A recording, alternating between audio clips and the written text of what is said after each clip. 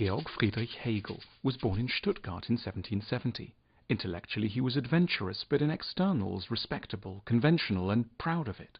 He ascended the academic tree and reached the topmost branch, head of the University of Berlin, when he was 60 years old. He died the following year.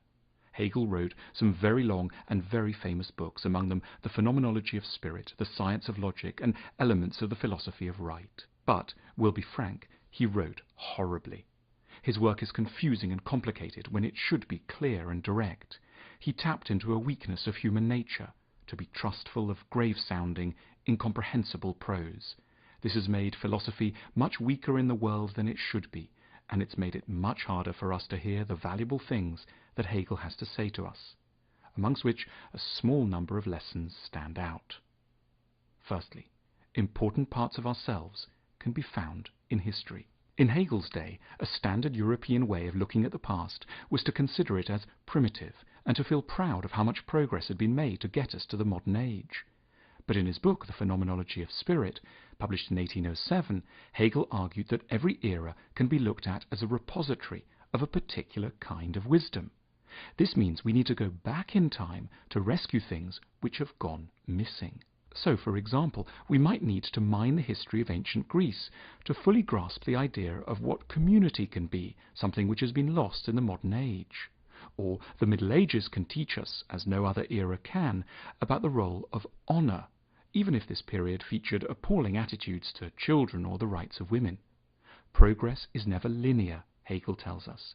There is wisdom at every stage, which, says Hegel, points us to the task of the historian. To be a historian is to be someone who should rescue from the past those ideas that are most needed to compensate for the blind spots of the present. Secondly, learn from ideas you dislike. Hegel was a great believer in learning from one's intellectual enemies, from points of view we disagree with or that feel alien.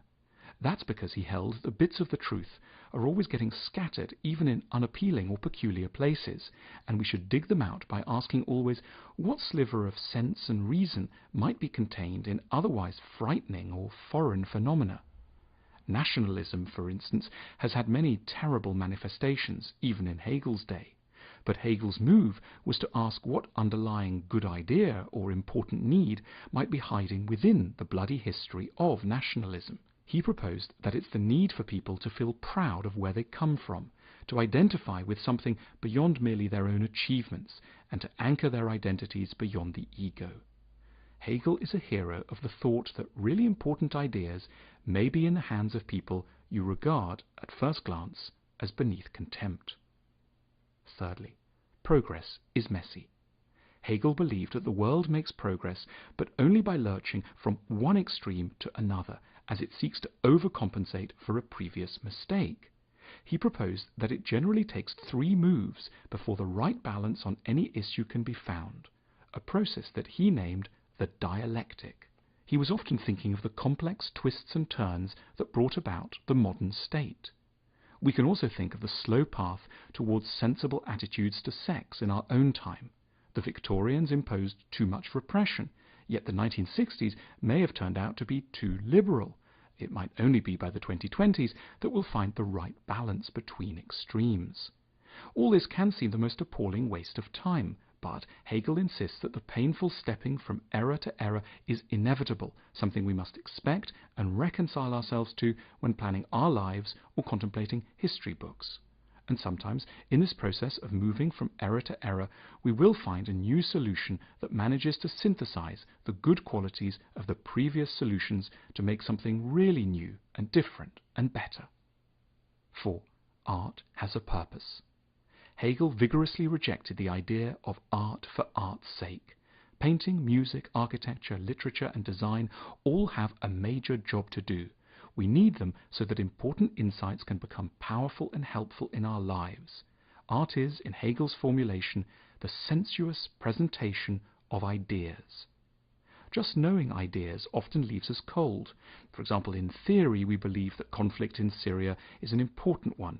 In practice, however, we just switch off. In principle, we know we should be more forgiving to our partners, but this abstract conviction gets forgotten at the least provocation. The point of art, Hegel realized, is not so much to come up with startlingly new or strange ideas, but to take the good, helpful, important thoughts we already think we know and make them stick more imaginatively in our minds.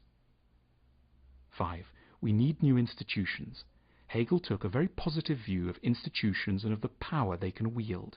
This was a point Hegel made again and again in different ways. For ideas to be active and effective in the world, a lot more is needed than that ideas are simply correct.